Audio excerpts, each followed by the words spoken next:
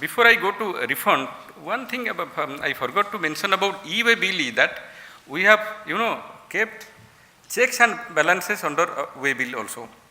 One important provision we have stated that if whether it is a state officer or a central government officer, if he checks any vehicle, then he has to give a preliminary inspection report within 24 hours. It is not that, I will check your vehicle, but I will keep it just like that, because I have responsibility that I have to give my inspection report within 24 hours. And detailed report I have to give within 72 hours. That is a design pro forma. Another facility we have given to the transporter is that if any vehicle is detained for more than half an hour, he can upload the details on the portal, so that people, authorities know why the vehicle has been detained. So this is what I thought I would share. Coming to refund, because in a way, refund is your heart of your GST is your refund. Why? Because under GST, the fundamental, one of the key feature of GST is that we are doing away with exemptions. So if you are doing away with exemptions, then my refund mechanism has to be robust. Structurally, if you see the refund sections, structurally it is robust. You have the experience of excise where you could apply for refund only within 1 year from the relevant date. We have taken special care to see that we give you a longer time to claim refund. So it is 2 years from the relevant date. This is. Second, refund, we have visualized all situations where you can get refund. As far as exports are concerned, or the supplies to SEZ is concerned, then we have made it, these are zero rated supplies. Okay, we have given two options. In case of zero rated supplies, you can pay the terminal tax and claim for refund. Or you can export goods and services either under bond or LUT and claim refund of unutilized credit. So, 4 situations: physical exports of goods, physical exports of services, exports of goods to SEZ, exports of services to SEZ. In all 4 cases, we have called it a zero rated supply, refund provided. Similarly, a big area of refund is refund of accumulated credit. It can happen because of your exports or on account of your rate of tax on the output supply is higher than the rate of tax on inputs are higher than the rate of tax on the output. Then you will have accumulated credit. Then we have visualized this thing and we have kept it. Similarly, the other situations are, and big thing we have recently allowed, I spoke in the morning, that in case of deemed export supplies, we are also allowing refund to the supplier of deemed exports. Rule 89, initially we had provided refund of, in case of deemed exports, only to the recipient of supply. Now we have given this facility to the supplier also, deemed export supplier. Then the rest of the things, it is a carryover from the earlier law, like refund arising out of excess payment, or the refund arising out of any provisional assessment, or the refund arising out of any court order or the tribunal order, all these things we have. Important thing I want to highlight is that we have stated that refund is a thing.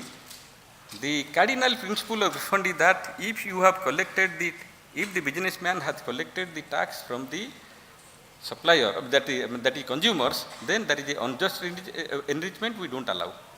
But in the law we have written that for small claims, if the claim is below 2 lakhs, then your declaration will suffice that I have not passed on the benefit to the recipients. If the amount is involved is more than 2 lakhs, then a certificate from you will be required. CA, cost accountant and chartered accountant. Another major feature we have provided that in case of zero rated supplies, that exports, 90% of the tax I can give refund on a provisional basis. Then we have kept a strict time limit, and in all these cases in the provisional refund I am supposed to give you within 21 days. because my acknowledgement time limit is maximum 15 days. Actually, I should give lesser than, but counting the maximum period available, that is 15 days, then within 7 days I have to allow. So within 21 days, we have to give refund. And plus we have deliberately kept the time limit of 60 days, that if the refund is not sanctioned within 60 days, then I have to pay interest. This is actually the act and the rules, and the way it is designed, as Commissioner pointed out, there is no manual that is physical interaction between the businessman, taxpayer and the tax department. Money should flow automatically, because once you file your claim, then I have to give acknowledgement, then the refund will be processed online within the time limit laid down under law, and the refund amount will be automatically credited to your bank account automatically. There is scope for physical interaction between the department and the taxpayer. Unfortunately, as Mr. pointed out, we have partly succeeded. It is not that we have not succeeded. As far as exports are concerned, as far as IGST refund is concerned, in fact, you should advise, IGST is concerned, the money is automatically going to the taxpayer. In fact, under this provision, we have already paid 2,500 crores.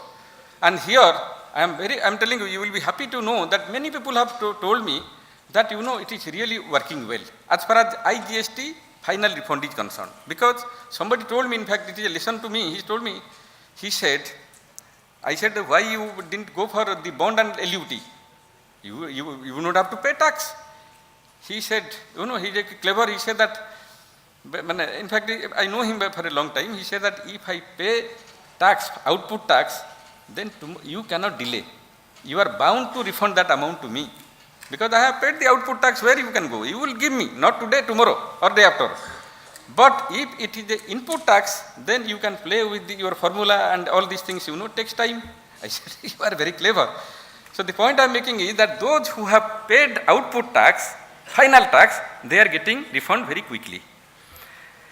Where this input tax refund is concerned, whether on account of exports or on account of refund of accumulated ITC, actually the process has started, but it is a bit slow.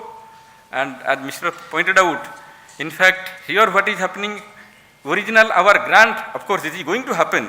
Our initial plan was everything will be automatically done. Money will come to you automatically. But unfortunately, because that RFD1, we have not, that system is not available, so we have to go for RFD1A. In RFD1A, what happens, then you have to automatically system, you have to debit your what we call this ledger, then you have to file manually before one of the tax authorities. There I concede the point that a process is a bit slow, but let me tell you, this is one work. I can tell you, you should be happy to note that in the ministry, this work is being monitored on a day-to-day basis. Finance Secretary, he is monitored because it is the heart of the system.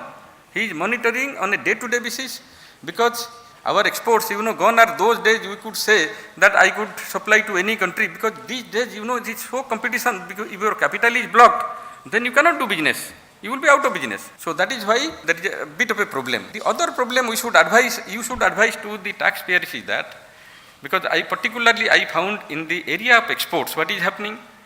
Because I understand, because when you clear your consignment from the factory, so what I was telling, that is what I am, this is a bit of advice, what I found, that when you clear the goods from your factory, at that time you issue an invoice. Then what happened, when the consignments are loaded at the port, then you issue another invoice. So as a result, whatever invoice is reflected in the shipping bill, what is happening? The initial invoice. So when you file the GSTR1, then there is a mismatch between the GSTR1 and your shipping bill as far as the invoice number is concerned. You please advise your client that there should not be mismatch. Second is that when you are claiming refund, what is the fundamental of refund? Whatever you have paid you can claim as refund. It cannot happen that if you have claimed say 100 rupees, then you cannot claim a refund of 105 rupees, because whatever you have paid, that only you can get refund. So it is my sincere advice, because I have come across several cases, people are crying, what is happening? They, because of some mismatch, because of account of the custom house agent or something like that, the amount of refund eligible is 1 crore rupees, but the refund claim is 1 crore and 2,000 rupees. As a result, instead of getting 1 crore, they have not got a paisa. So what is happening? Because for 1 month you have to wait for to make the correction in this form 9, table 9. So what happens that, because of your slight mistake, because you have claimed just 1,000 rupees more, then because the system does not permit, because it is all done in the system. So you should take care to see that, people, you exercise due diligence while filling up the various columns in the refund claim. So I thought I should share my, whatever I have learned from the people, I thought I should share. Thank you very much.